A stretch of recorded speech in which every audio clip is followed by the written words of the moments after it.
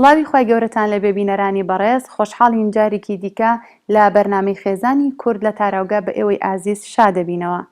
بەڕێزان، لای ئێوە ڕوونا مرۆڤ هەرچەندە بار و گوزەرانی ژیانی باش بێت، هەوڵ دەدات کە زیاتر بارودۆخی ژیانی باشتر بکات. واتە ئەوەی کە دوێنێ خەونی پێوە دەبینی، ئەمڕۆ ئەیەوێت لەوە باشتر وەدەست بهێنێت بۆ سبەی. لە کاتێکدا کە فرێ بابەتەکانی ڕۆژانەی بەردەستی ناکەوێت، کەچی لە خەمی ئەوەدایە کە جێ نەمێنێت لە نەریتی مۆدێلات و لاسایی. زۆر جاران کوالەتی ژیان و داخوازی زۆر زیاد ژیانی خێزانە کوردەکانی تێکداوە. لەگەڵ هاوکارانم ئەم پاکێجەمان ئامادە کردووە، سەرەتا با ببینین، دواتر لەگەڵ میوانەکەم گفتوگۆی زیاترەکەین.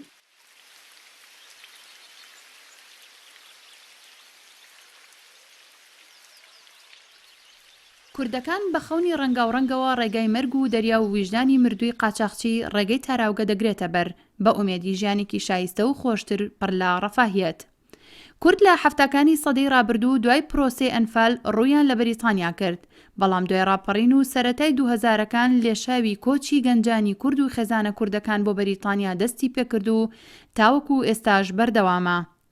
بەشێک لەوانی هاتوون ژیانیان 180 پلا بە بەراورد بە کوردستان گۆڕاوە و کوالیتی ژیانیان بەرزە، چ لە خواردن، جلوبەرگ و گەشت و کار ئاسانی هاتوچۆ، بەهۆی پاسپۆرتی بەریتانی، هەروەها دەرفەتی خوێندن لە زانکۆی بەناوبانگ و کڕینی ئۆتۆمبیلی مۆدێل نوێ و چەندین بواری دیکە. لەپاڵ ئەم بەرزیە لە کوالیتی ژیان و پێشکەوتنە، خێزانە کوردەکان بەهۆی کێبڕکێ و چاولێکەری ڕۆژانە دووچاری کێشە و گرفتی کۆمەڵایەتی و دارایی دەبنەوە. لەگەڵ دەرکەوتنی بابەت و بەرهەمی نوێ هەر لە کەلوپەلی نێوماڵەوە بگرە تا ئامێرە زیرەکەکانی تەکنەلۆژیا بە بەراورد بە نەتەوەکانی دیکەی بەریتانیا، کورد کوالیتی ژیانی بەرزە، بەڵام لە نێو خۆیاندا کێبڕکەی یەکتر دەکەن. ئەمەش کێشەی خێزانی دروست کردووە. ئەگەرچی بەریتانیا یەکێک لە وڵاتە گەورە پیشەسازیەکەی جیهان و دراوسەی یەکێتی ئەوروپایە و چەندین ساڵیش لەگەڵ ئەو یەکێتیە بووە، لە هەموو بوارەکانی ژیان کوالیتی بەرزە و هەموو شتێک بەردەستە، بەڵام خێزانە کوردەکان ناتوانن کێبڕکەی بازار بکەن. بۆ یاگۆڕینی مۆدێلی ماڵ و جلوبەرگ و ئۆتۆمبیل لە گەورەترین کێشەی خێزانی کوردن. ئەگەرچی بە بەراورد بە کوردستان لێرە ژیان زۆر بەرزە، بەڵام کوردەکان ناڕازین و دەیانەوێ هێشتا ئاستی ژیانیان بەرزتر بکەنەوە. سەرهەڵدانی تۆڕە کۆمەڵایەتیەکان و دروستبوونی چەندین گروپی تایبەت بە کەلوپەلی نێوماڵ و خانمان زیاتر کێشەکانی نێوان ژن و پیاوی گەورە کردووە. ئێستا زۆربەی ژنان و کچان ئاگاداری نێوماڵ و دیزاین و کەلوپەلی یەکترن. ئەمەش حەزێکی لە نێو دڵی ژنانی تاراوگە دروست کردووە کە فشار بخەنە سەر هاوسەرەکانیان، ئەوانیش بەرگەی ئەو گۆڕانکاری و مۆدێلکاریە ناکەن. ئەمان لە بەرنامەی خێزانی کورد لە تاراوگا گفتوگۆی لەسەر دەکەین. دووبارە سڵاو بینەرانی خۆشەویست. تەوەری ئەم جارەی بەرنامەکەمان بە میوانداری زۆر بەڕێز هەدیەخان، چالاکوان لە بواری خێزانی و پەروەردەیە. هەدیەخان بەخێر بێ. زۆر سپاستانەکەم، زۆر سپاس بۆ ئێوەش. خۆشحاڵین بە ئامادەبوونت. زۆر سپاستانەکەم. هەدیەخان، ئەمێ لەو پرسیارەوە دەست پێ بکەم. کوالیتی ژیان لە تاراوگا بە شێوەیەکی بەرچاو بەرزە، بەڵام لەگەڵ ئەم بەرزیەیە خێزانە کوردەکان زۆر ڕوبەڕووی کێشە ئەبنەوە. بەڕێستان ئەمە بۆچی ئەگەڕێنەوە؟ بنای خۆی گەورە مێهرەبان، پێش هەموو شتێک مرۆڤ تەلەبی یان داواکاری بۆ کوالیتی ژیان، بۆ خۆشگوزەرانی هەر لە ئەزەلەوە هەیەتی، یعنی توان بڵێم هەر لە بیدایەتەوە خۆی گەورە کە ئینسانی دروست کرد، کە مرۆڤی خەلق کرد، خستی ناو یعنی بەهەشتێکی بۆ دروست کرد کە تیا بژی لە باشترین کوالیتیا بژی. اینجا کە ئەمرۆڤ لەسەر زەویش هەر ئەو خواستی هەر هەیە، هەر حەزی لە جوانیە، هەر حەزی لە خۆشگوزەرانیە، حەز دەکەم پێویستی بە هیچ شتێک نەبێت، هەموو شتێک لە بەردەستیا بێت، بەڵام مرۆڤ ئەوەیە کە هەوڵی زیاترەدات و باشترەدات. ئەگەر بینە سەر ژیانی ئێرە، کوالیتی لە ئەوروپا لە خێزانێکە وایە لە کەسێکەوە بۆ کەسێکی تر جیاوازە، هیوا هەیە زۆر گرنگی ئەدا بە ماڵ، هیوای زۆر گرنگی ئەدا بە جلوبەرگەکانی، بە سەیارەکەی، ئۆتۆمبیلەکەی، بە مۆبایلەکەی، حەزەکە باشی و باشی دەستکەوێت. هیوا هەیە مەسەلەن بە شێوەیەکی بۆ سەد ئەتوانێ بژی، کەوتۆتە سەر بواری خێزانی. واتە ئەتوانین بڵین هەموو خێزانەکان هەمان کوالیتیان نییە. خێزانەیە کوالیتی ژیانی بەرزە خێزانیش هەیە بەڵێ مامناوەندە بۆ شێوەیە یعنی کاتێک کە ئەو کەسی کە حەز دەکات یا ویستی لەسەر کوالیتی بەرزی ژیان هەیە بە تایبەتی ئمە بیرمان نەچێت هەر کەسێک ئەمانی کە لە دەرەوەن وەکو کەمینەی کوردی هەر کەسێک و هەر تاکێکە هاتبێت دەرەوە ئەوروپای هەڵبژاردی بێت و خۆی خستبێتە ژیانێکی زەحمەتەوە بەڕاستی زان کە ئیشی کاری قاچاقی کە ئەوانەی ئەو هەموو وڵاتانە بڕن تا ئەگەنە ئەوروپا بەڕاستی وهەیە بە تەنها هاتووە گەنجێکە هەیە خێزانەکان و مناڵەکانیشی لەگەڵ خۆی هێناوە کەواتە ئاخر میش بەبستم ئەوەیە کاتێک خێزانێک بڕیاری ئەویان کوردستان بەجێبێڵن و بێنە دەرەوەی وڵات لە هەدەفی ئەویان هەیە کە ژیانێکی باشتر و گوزەرانێکی خۆشتریان هەبێت بەڵام سێرەکەی یەنە ئێرە هێشتا بەم ژیانە ڕازی نین هێشتا داوای زیاتر ئەکەن یعنی ئەو بەهشتە نەبوو کە ئەوان لە مێشکیانە بوو و بیریان لێ کردوێتەوە بێگومان کاتێک کە ئەگەنە ئێرە ناو ئەوروپا ئەبێ بە چەند قۆناغا کە تێپەڕ بن یەکسەر حکوومەتی ئێرە مەزان کوکو بەڕێتانیا قسەکەم کە دێتە ئێرە بوون منە داوای مەسەلمانەوە ئەکات ئیقامە ئەکا لێرە پێویستی بە چاوەڕوانی هەیە بۆ مودەیەکە بێت لە شوێنەکە بژیت شوێنەکەش زۆر شوێنی زۆر ناخۆشیشە ینی بەڕاستی لەوانەیە ئەو شوێنە لە کوردستان هەیە بێ پێی ڕازی نەبێت ئەکید یعنی زۆر جار حاڵی لە کوردستان زۆر باش بووە خانووی فرۆشتووە سیارەی فرۆشتووە سەرفی کردووە لەبەرەوەی ئەوێ بۆش بێتە ئەوروپا وەکو خەون و خەیاڵێکی خۆش هاتوۆتە بەرچاوی لەبەرەوە ئەو خۆتامڵم خۆفیدایی یاوە کە ژیانی خۆی خسووەتە مشتی و خۆی گەیاندوێتە ئەوروپا کە زۆر بەداخەوە زۆر کەسیش لەو ڕێگانە زۆر بەداخەوە ینی کە گیانی خۆیانیان لە دەستداوە بۆ ئەو بۆ هەر هەمان مەبەستیش ئیترم هاتنە دەرەوە لەبەر بابەتی سیاسی بەیان اقتصادی بە زۆربەی زۆری حەز ئەو ئاواتە هەیە کاوە بگاتە ناو ئەوروپا بۆ خۆشگوزەرانی بەتابێت کە کوردستان بە تێپەڕ بوو بە چەند قەیرانێکی زۆر زۆریە ئەتوام لە بیدایەتی نەوەدەکانە خەڵ بەڕێژێکی زۆر هاتە دەرەوە بەڵام هات کە تا ناوەڕاستی 2000ەکان تر خەڵکی بەرەبەرە تۆزە وەزعی باش بوو ئیتر دوای ئەوە ئێمە باسی گەرێستە بکەین خەڵکی دیسان کوردستان قەیرن بەڵێ کوردستان وەزعی باش بوو کە ئەوە بوو کە خەڵکی هات ئێرە دوای ئەوەی کە جنسێشیان وەرەگرت ئەمەگەرەوە پەڕین جنسیان وەرگرت کە لە 2000 بڵێن 3 4 و 5 و 6 ئەوانە وەزعی کوردستان زۆر بەرەو باشتر دوای شتەکە پێچەوانە بوو ئەوانەی کە لە دەروێ وڵات بوون سەر لە نوێ کۆچیان کردەوە بۆ کوردستان بە ئامۆیانەوە کردەوە لە نوێ کوالەتی ژیان و ماڵ و خێزان بە تایبەتی کە حەز دەکەن کە ئەو خۆشی و خوشگەزان بگرتنەوە کە سوکاریان بیبین و هەبێت ئەوە لایەک بەڵێ بەڕستان وەکو چالاکوانێک لەم بوارەیە بەرکەوتتان هەیە طبعاً لەگەڵ ئەو خێزانانەی کە تووشی گرفت ئەبن کێشیان ئەبێت بەڕای بەڕێستان کوالیتی ژیان بۆچی ئەگەڕێنیتەوە بۆ جلوبەرگ بۆ ماڵ بۆ خانوو یعنی ئەگەر بەراوردێکی بکەین بە حاڵی کوردستان لێرە ئەتوانم بڵێم ئەگەر بێنە سەر باسی خانوو بکەین ئەو ڕوبەری خانوو خۆشگوزەرانی خانوو کەڵوپەلی ناوماڵە لە کوردستان هەیە تا ئێستا لێرە دەست بەسەرمان بەڕاستی نازانین بەدەستی بێنین بۆ ئاسانیە اینجا بە خۆشبەختانە ئێرە زۆربەی بچووکە ناتوانانی مەسەرەن کورسێکی جوانیا مطبەخی باش بکەیت بەڵام لەبەرێ مەساحەکانە زۆر بچووکە بەڵام خۆشبەختانە ئێستا خێزانە کوردیەکان بریان لەوە کردوێتەوە کەوا بتوان خانوو بکڕنەوە ئەو خانوو کڕینەوە مەجای گەورەکردن و ئەوشتانی هەیە ئێستا چونکە بەڕاستی لەم ساڵانی ئەخیر کە خەڵکی توان بڵم هیوای بەوە نەما لە کوردستان بژی بە حکمی و قەیرانان ماڵێکی هەبێ لەوێ هێنێتەوە بۆ ئێرە بەڵێ سەر لە نوێ بی لەوە کاتۆ کە لێرە ئیتر بە تەواوەتی بڕیاریمانەوە بدا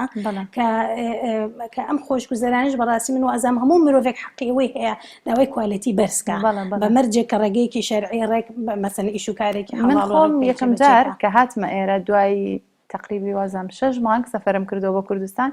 ینی کە ڕۆشتمەوە وتم بە باوکم ئەو بەڕاست ماڵەکەتان گەورە کردووە یعنی لە بەرچاوم زۆر گەورە بوو خانۆکەیان بۆ چونکە خانووی ئێرە بچووکترێکە ینی وا ئاهاتە بەرچاوم کە گەورە کرابێ بە زۆردا خانبیرە نەچێت کاتێک ئێمە ئەڕۆینەوە هەمان بابەتێ منیش بینیوم ئەکە ئەڕۆمەوە بەڕاستی دڵمان بۆ خۆماندا ئەمامانوی لە ئەوروپا لەو خانوو بچکۆلە ئێمە ئەژین و کە کەلوپەلەکانیش زۆربەی جار کە بە تایبەتی و خێزانە کە تازە هاتوون یا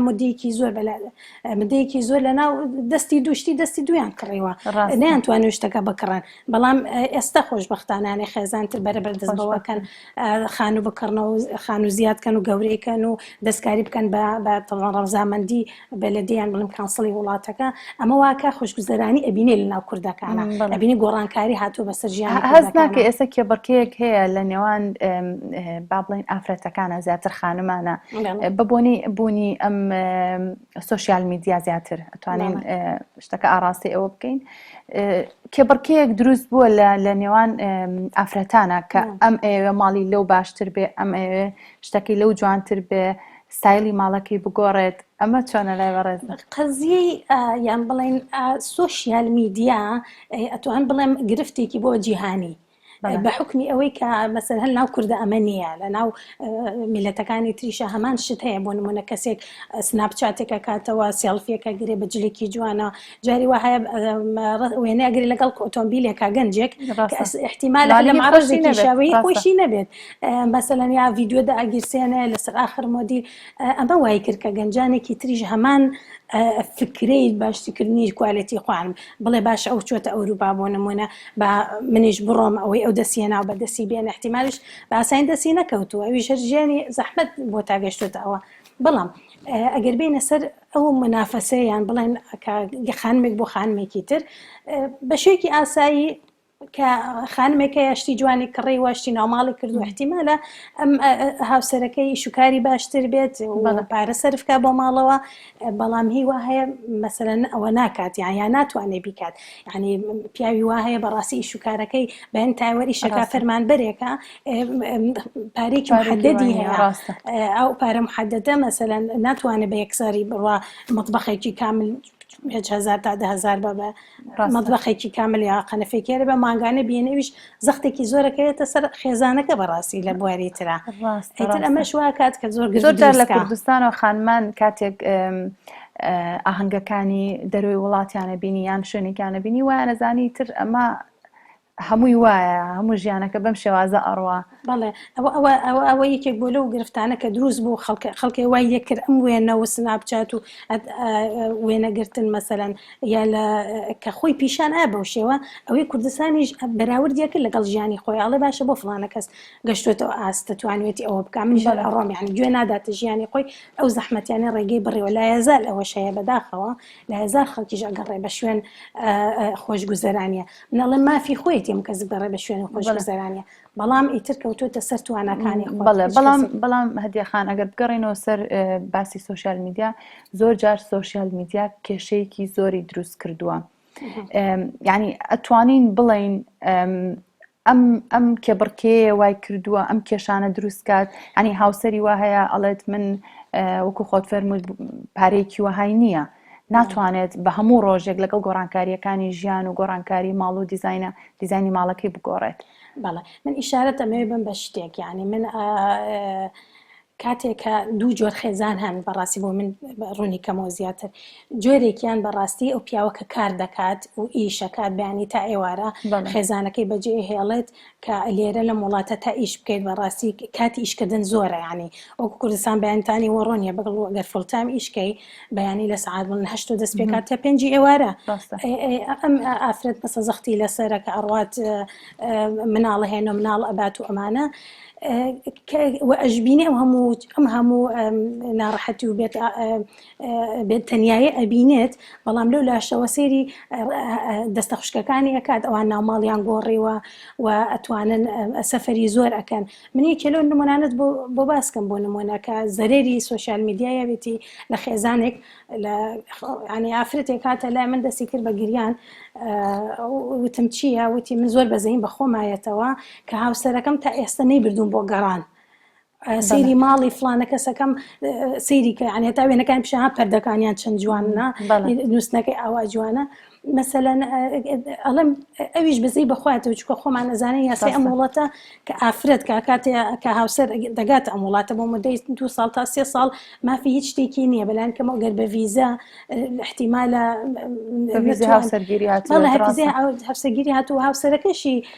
تا ئێستا هەر ئەتوان بڵێم قەرزی ئەو ڤیزانە ئەدات هێشتا هەر پارە ئەدا چووکە تا جنسێ وەرەگری ئافرەتەکە بە حکومی و یاسای وڵاتە کاری بۆ بکات و ئیشیش کات.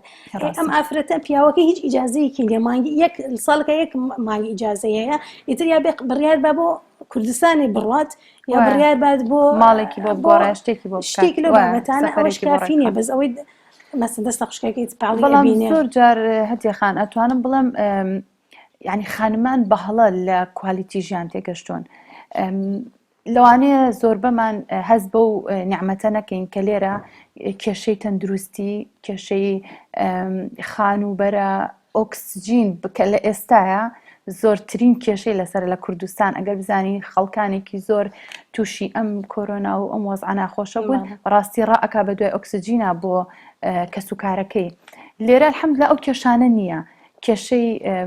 خەسخانە و ئەم شتانەمان نییە، بەڵام هەر داوای زیاتر ئەەکەین، داوای ئەوەکەین کە ئەمانەیە ماڵەکەمان لەوە باشتر و باشتر بێت. بیر لەوە ناکەینەوە تەندروستێکی باش لەوانەیە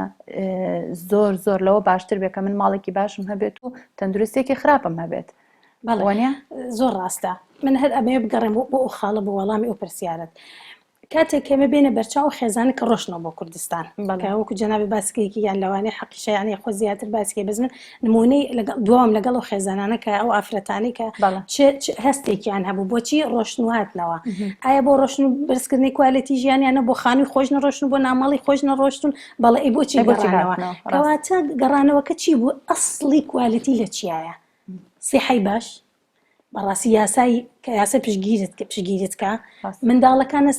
داهاتوێک و چارەنووسێکی باش و خوێندێکی باشیانە بێت. بەڕاستی من زۆر بەداخشم لە کوردستانە ئەمە زۆر لاوازە، یعنی دەبڵێن تا ئێستا حکوومەتی کوردستان ئەمەی نەکردوکەوە خەڵکی لەم لایەنەوە زۆر مرتاح بێت و ئارام بێت و دڵی بە وڵاتەکەی خۆش بێت. دیسان سەر لە نوێ ئەمە بۆ ئەم گەر خێزانانی کە ئاسایی بوو جنسیان پێ بوو ڕۆشنەوە کوردستان و هاتنەوە ئێخۆ بە کەسانێکی تر ئەم هەموو گۆڕانکاریە نەئەکرا. بەتابەتی مناڵ بەڕاستی مەشمان بیر نەچێ گۆڕانکاریانە مناڵ لەم بەینا قوربانیە بینێ بە حکومی قوتابخانەیانە فەوتە سەر لە نوێ هاتنەوە دووری جیاوازیان ئەبینێ لێرەوە بەڵێ لە شوێنێک چونە ناو بیئەی کوردستان سەر لە نوێ گۆڕانکاریەکان بەڕاستی لای خۆی سلبیاتیە بوو. لەبەرەوە ئاخر جار خەڵکی بڕیاریدا کە لێرە بمێنێتەوە دەرکەوت بۆیکەوە شوێنێک کە یاسا پشگیری بکات و شوێنێک کە یاسا حقوق و مافی پارێزێت، سیحەتی باشی هەبێت، مەسەن کاری ئاسان دەسەکەوێت، مەسەلا ئەمانە ئەم مەجموعە شتانە کە خەڵکی حقیقەتەکەی بۆ دەرکەو کوالیتی لە چیان لە ماڵی زۆر و لە ناوماڵی زۆرانە، بەڵکو سیحەیەکی باش و ژینایەکی باش و دروستکردنی چارەنووسێک و داهاتوویەکی باش بۆ خۆی مناڵەکانی. بەڵێ هەتێ خان زۆرێک لە خانمان پشگیری ئەو بۆچوونە ئەکەن کە خانمانی ئێرە بە تایبەتی ئەوەی زۆر کاریگەری کردوتە سەر ژیانی خێزانیان و کێشە خێزانیەکانیان ئەم بەبێ ناوهێنانی هیچ گروپ و لایەنێک، بەڵام ئەم سناپ و ئەم گروپانەی فەیسبوک و ئەمانە زۆر تەئسیری کردوتە سەر ژیانیان. ڕای بەڕێستان لەسەر ئەمە چییە؟ ئایا ڕاستە ئەمە زۆر زۆر کاریگەری هەیە لەسەریان یاخود ئەگەڕێتەوە بۆ لایەنی ڕۆشنبیری ئەو ئافرەتە خۆی؟ بۆ نمونە من کاتێک سێری سناپی کەسێک ئەەکەم ناکرێت من لەگەڵ هاوسەرەکەمان بکەومە کێشە و بۆچی ماڵی منوانیە و بۆچی ماڵی ئەو وایە.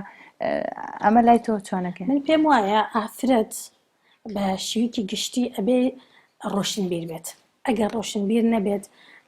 ئەم شتە مەزهەریانە توان بڵێم شتی دەرەکین، شتی زاهرین،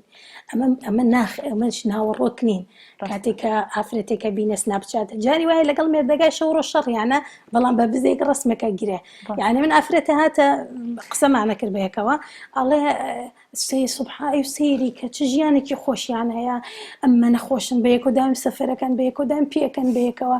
من ئاگام لە ژیانی ئەوی تر هەیە، یعنی ئاگام لێ ساڵانەکەی کاتی زەواجیان مۆم داگیر سێنش نەکات منیش سناپەکەی و ئەبینم، بەڵام کە چی سەیرەکەم ئەگام لێیە کە چ گرفتێکی زۆر لە بینیانە هەیە. یعنی خۆم طبعا باسم نەکە شتێکی زۆر بەزوتم بە هیچ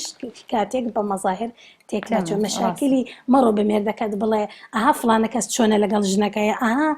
چی کرد بۆ ژنەکەی، ئاها بردی بۆ سەفەر. احتیمال ئەوە ماندوو بن بە یەک و پێویستیان بە سەفەر بێ. خۆ من مانای نییە بڵێم هەرکەس لەگەڵ کامە سەفەر ئەکات ماندوو. هەدی خان قسەی زیاترەکەین لەسەر ئەم بابەتە دوای ناوبڕێک. خۆشەویستانە چینە لای ناوبڕێک و گەڕێینەوە لاتان. بەرنامەی خێزانی کورد لە تاراوگە با سپۆنسەری کۆمپانیای ئیست میدلاندس فود پێشکەش دەکرێت.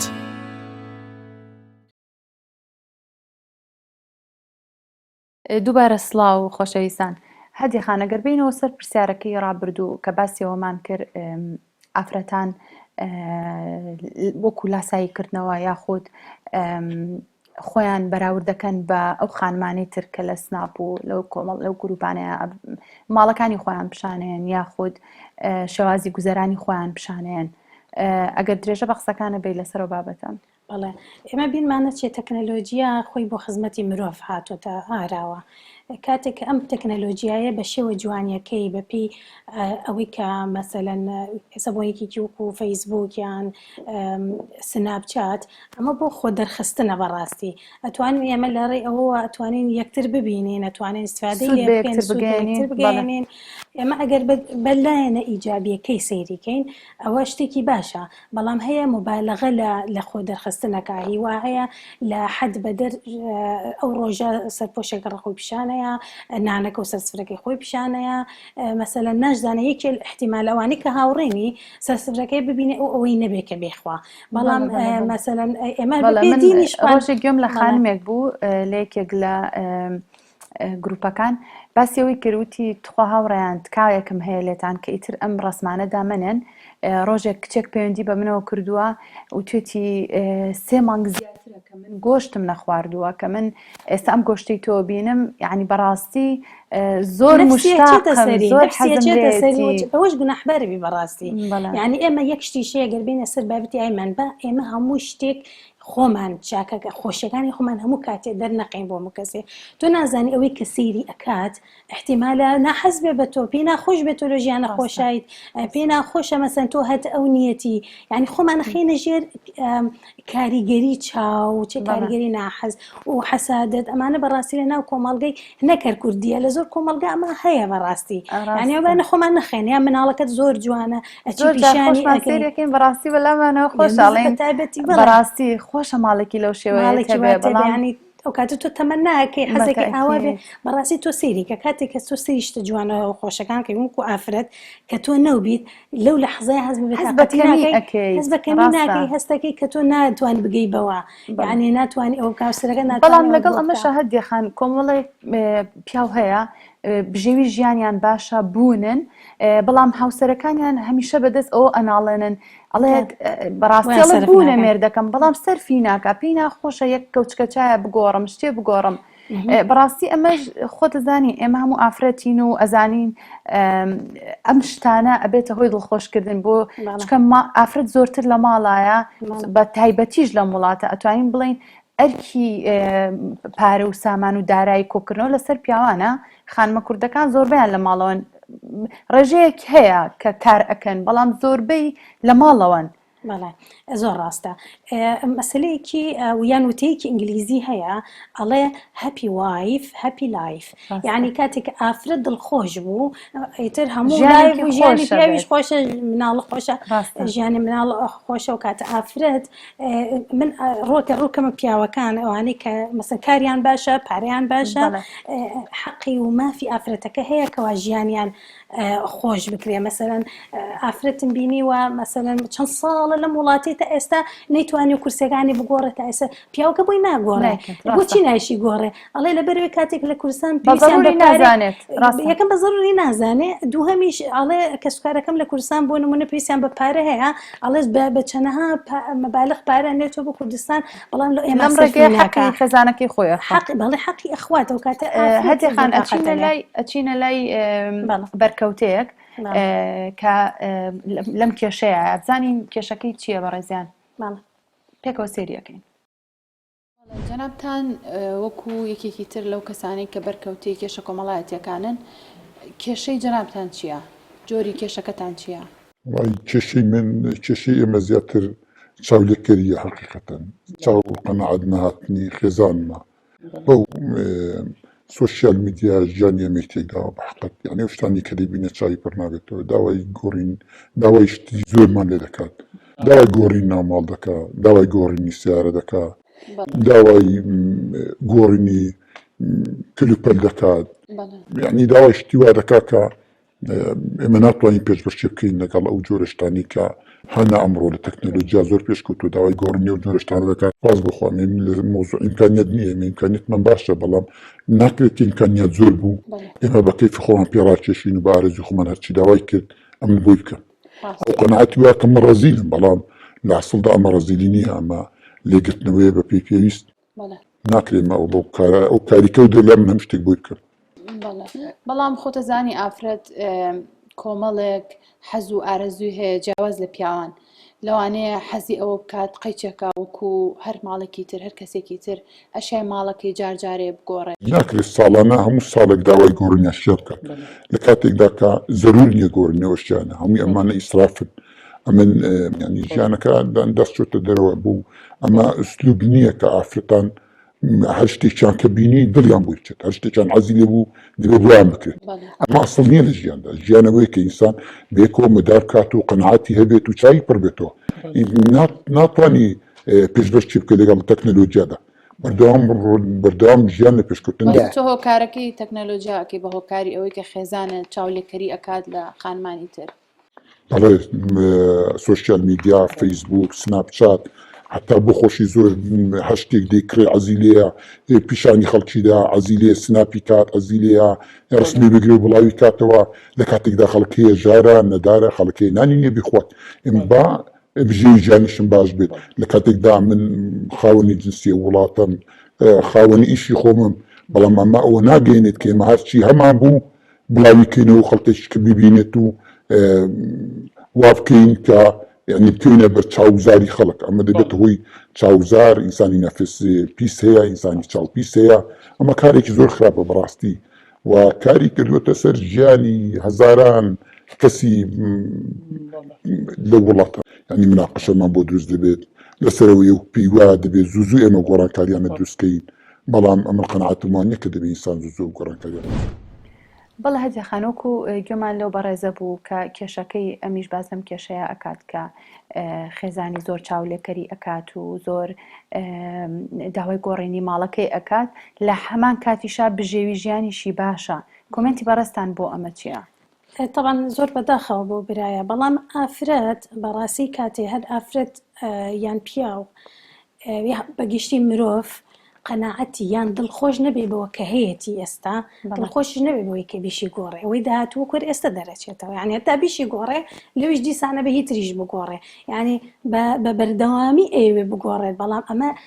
لایەکەمە باسی کوالیتی ژیانەکەین ئەلێرە دڵخۆش نابێت خۆشگوزەران نابێت چونکە دائما چاوی لەوە شتێکە کە هی خۆی نییە کە ئەمە یەکێکە لەوەی کە مرۆڤ بەڕاستی بێت چاوی سەیری ئینگلیزواتن ئینجۆی کە دڵی خۆشکە بەوەی کە خۆت هەتا ئەوە کە دڵە پێ خۆش بوو زۆر قەناعەتی پێەکەی زۆر چونکە بەڕاستی ئێمە مرۆڤ با نەگەڕێ بە شوێن شتێ ینی بزانە پێداویستەکانی پڕکاتەوە نەک بڵێ من هەر ئەمێشتی زیادە بهێنم یعنی تۆ کاتێک کە پێویستە بە پەرداخی کە پەرداخەکە بکڕە ئیتر مەرجنیە تۆ ێستا دۆڵار بەڵام ڕەنگە مێردەکەی هەی بێت بوون بێت ئەگەر لەم حاڵەتەیە قەیچێکە ئەگەر خێزانەکەی ینی بێوێت جارجار گۆڕانکاریەک بکە هەندێک خان خۆشببختانە ئەتوانم ئەوەش بڵم ینی ئەم سناپانی کە هەیە و ئەم کۆمەڵە گروپانی کە دروست بووە کۆمەڵێ فکرە و ئایدیاش ئەیا بە خانمان کە زۆر جار لە شتێک کە خۆت هەتا ئەتوانی شتێکی تر دروستکەیت یعنی ئەمە وە ئەکات دیزاینێکی تر بی بە ماڵەکەت لە هەمان شتی کە خۆت هەت بووە ینی مەرج نییە تو ئەم شتە بیکڕیت یاخود پارێکی زۆری پێبێ ڕەنگە بتوانیت لە گۆڕینی ڕەنگی مێزەکەت دیزاینێکی کە بێ بە ماڵەکەت بەڵێ ئەمە هەردیسە نەگەڕێتەوە بۆ ئافرەت بۆ حەسەبی پێداویستیەکانی کاتێک کە تۆ پێداویستیت هەبوو بۆ شتێک بیکەیت و ئیسیفادە لە سۆشیال میدیاکە بکەیت ئەمە شتێکی باشە کەواتە تۆ ئیسیفادەت لێکرد بەڵام ئەگەر هاتوو بێتە کێشە وەڵام من فڵانە کەس ئەوە جلەی گۆڕیە ئەوەی ناوماڵی گۆڕی منیژەمەوێ بیکەمەوە تا گرفت بۆ هاوسەرەکەی دروستەکە یعنی گوناح ئەم گرفتەم و دروستەکەیت و بەتابەتی مناڵ لە ماڵەکەی هەبێ کە دائیمەن خەریکی ئەبینێ ئەموو دەمەدەمێ لەگەڵ هاوسەر لەگەڵ ئەمە احتیمالە هەڵەیشی لێ بوەشێتەوە تەسیری کاتە پەروەردەی مناڵەکان کاتێکمان باسی کرد بڵێ کە تەسیری کردە و کاریگەری کردە سەر مناڵەکان خێزانێکە شێوە بوونا حیانی تۆ لە پێناوی شتێکە بەس مجرد بەراورد و چاولێگەری بێت تۆ خێزانێک تێکبی بە تایبەتی بیرمان نەچێ یعنی ئەو هاوسەری چەند ئەزیەتی بووە چەند پارەیاوە تاوی گەیاندوتێ چەند تەمەنای خێر و خۆشی کردن جا ناماڵی خۆشیشی بۆ کردووە مادەشی زۆر باشە ناماڵی خۆشی یعنی تۆ چ باسە ئیلا ئەتەوەکوی بەرامبەرت بێ دوای ئەوە ناوی تژەوە دابەزێت و ئەویش بی وەکو ئەوی تریشبی کەواتە هەر گرفتەکە هەر کۆتایی نایە هەر ئەوەیەک ئەوەی هەتا دڵی خۆشە و پێی رازی بە و ئەگەر لێ و نقصان ئەمە قسەی کۆتایی لێوەرگورم هەتێ خان چارەسەر بۆ ئەم جۆرە کێشانە لە ڕایبەڕێستانەوە چییە؟ چ وتێکە هەیە بۆ ئەم خانمانە